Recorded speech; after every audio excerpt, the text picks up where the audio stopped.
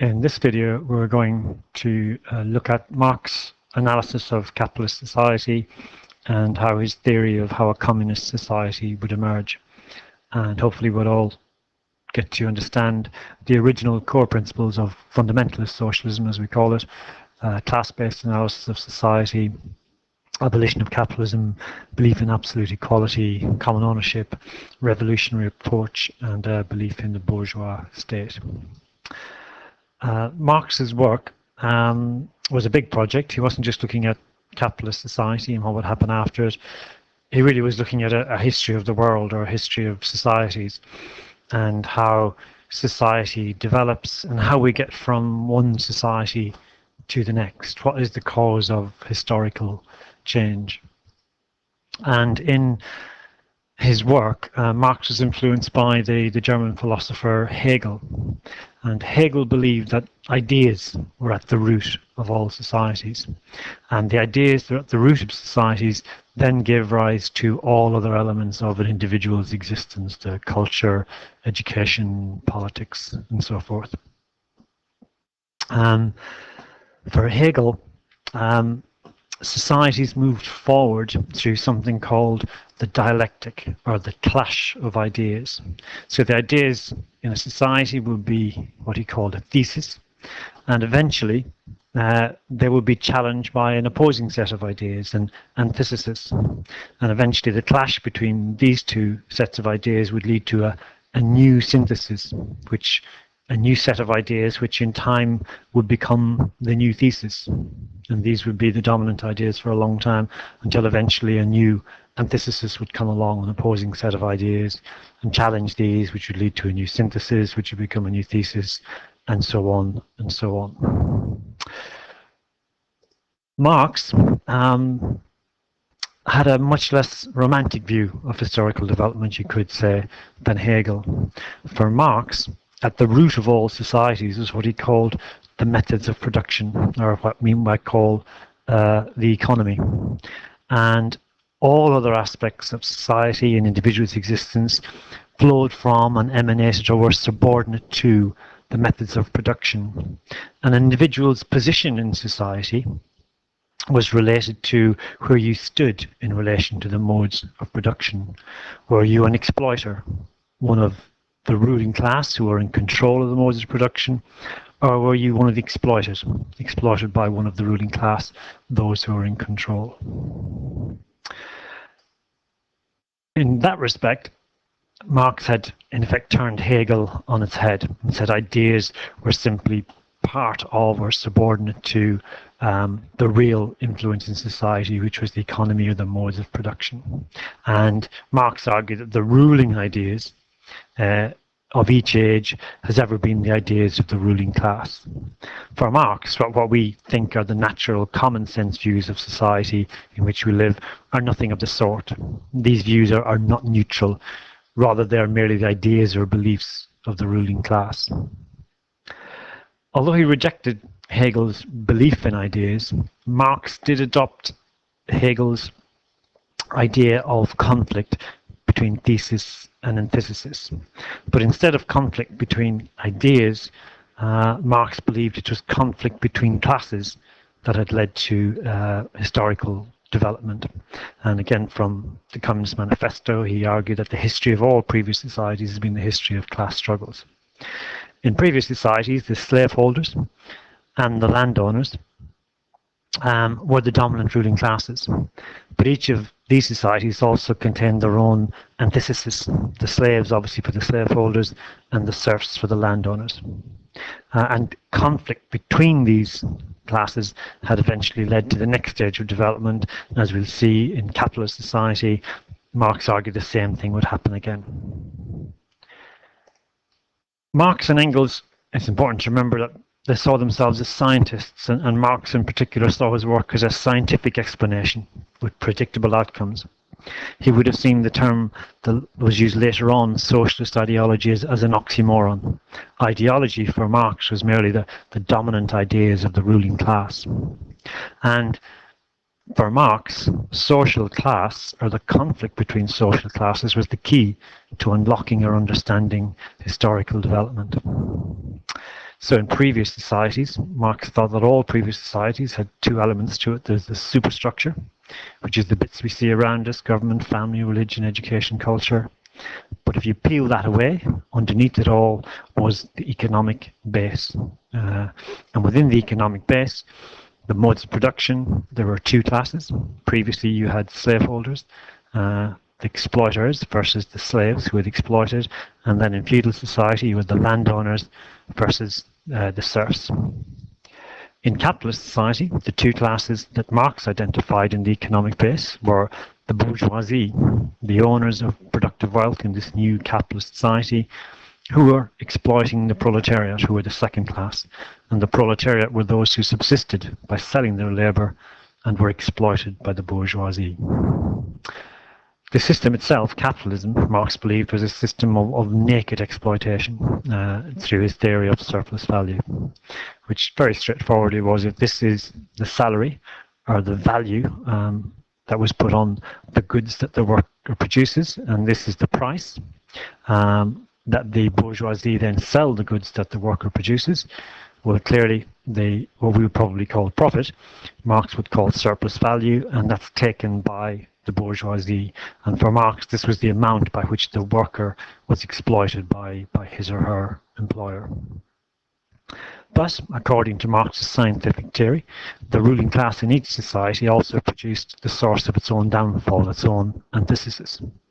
And from the Communist Manifesto, he says, what the bourgeois therefore produces above all are its own gravediggers. Its fall and the victory of the proletariat are equally inevitable. So just as the slaves were the antithesis of the slaveholders and the serfs the antithesis of the landowners, so the proletariat would be the antithesis, the downfall of the bourgeoisie, or the gravediggers of capitalism, as the phrase is used. This would come firstly through this idea that Marx had about alienation, that the new proletariat had no stake in a capitalist society. Marx argued that humans achieve fulfillment or self-actualization through creative labor, but under capitalism, workers were denied this and alienated in a number of ways. Firstly, they were alienated from themselves, as their skills and talents were reduced to mere commodities, something depersonalized to be bought and sold. Secondly, they were alienated from the product of their labor, in that they merely produced commodities or even parts of commodities to be sold. Thirdly, they were alienated from the process of their labor, in that they worked now under the supervision of foremen and managers. And fourthly, they were alienated from their fellow workers. They were encouraged to be self-interested and competitive. A further reason for the inevitable downfall of capitalism was Marx saw or argued that capitalism was subject to regular recurring crises, periods of booms and slumps, largely due to what he called overproduction. And Marx predicted that this cycle of booms and slumps would continue, but they would get even more exaggerated. They would get longer and deeper. And also the distance between them, or the time between them, would get shorter. And in order to maintain profits and pull the economy out of a slump, inevitably the conditions and the wages of the proletariat would deteriorate, until eventually Marx believed that the proletariat would spontaneously achieve what he called class consciousness and rise up in spontaneous revolt and overthrow the capitalist system. And Marx said this was a good thing. He said, according to his belief, revolutions are the motors of history. It is important to remember that Marx was writing at a time when most people, including none of the new industrial proletariat, were able to vote. They had no political representation. Furthermore, working class institutions such as trade unions were underdeveloped, to say the least, and lacked significant influence. And nor was any reform of the system possible, because the state itself was merely an agent of the bourgeoisie, according to Marx. And from, again, the Communist Manifesto, the executive of the modern state is but a committee for managing the common affairs of the whole bourgeoisie. Revolution, therefore, appeared not only inevitable, but the only option available to the proletariat. This revolution, according to Marx, would occur spontaneously, but only in mature capitalist economies, those economies that had gone through that cycle of boom and bust. And the revolution would occur, in Marx's term, when conditions were ripe. And the mature capitalist economies, he thought, were most likely to see a revolution were Germany and the UK or Great Britain. Therefore, when capitalism had reached its limit, and when workers had achieved class consciousness, they would rise up and overthrow the proletariat. Once this had happened, the capitalist system was overthrown, there would be a workers' government called the dictatorship of the proletariat, which would oversee the transition to a full communist society, and during which the state itself would wither away. The dictatorship of the proletariat would also make sure that there was no attempts at counter-revolution by the bourgeoisie. But the period of transition from socialism to from the dictatorship of the proletariat to full communism would be known as socialism. Eventually, when capitalism had completely abolished and the state had withered away, we would have achieved a full communist society characterized by absolute equality, common ownership, with no state, and which would also be a classless society with no internal contradictions or conflicts. And Marx disbelieved was the highest stage of human development and the end of history.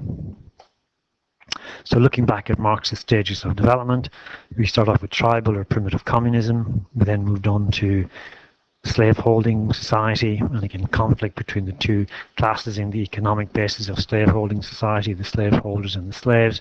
So this idea of historical materialism had led to feudal society, conflict between the dominant class in feudal society, the landowners and the serfs, had in turn led on to a capitalist society, and Marx's scientific analysis suggested that eventually, inevitably, conflict between the bourgeoisie and the proletariat would lead on to a revolution and the advent of socialism, the dictatorship of the proletariat, which would then eventually lead into a full communist society, the end of history. So in summary then, the core principles of classical Marxism or fundamentalist socialism are anti-capitalist. The capitalist system was a system of naked exploitation and had to be abolished or overthrown. It was revolutionary. Capitalism could only be overthrown through a spontaneous class revolution when conditions were ripe. It would be a root and branch removal of a rotten system.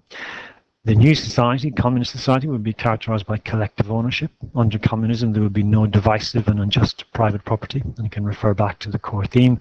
Everything was held under common ownership.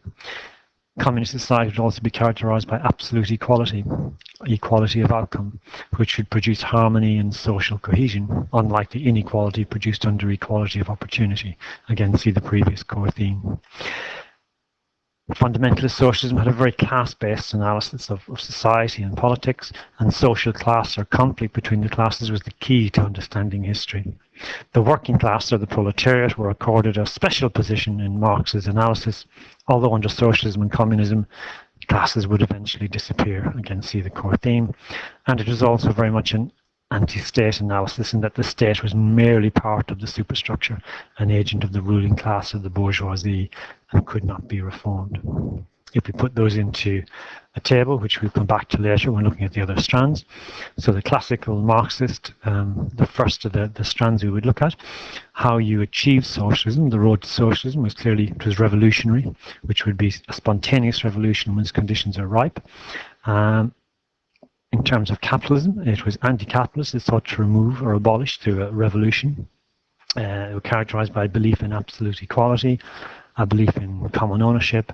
It was a class-based analysis where the proletariat were in conflict with the bourgeoisie, and the state itself was unreformable to simply an agent of the bourgeoisie, part of the superstructure.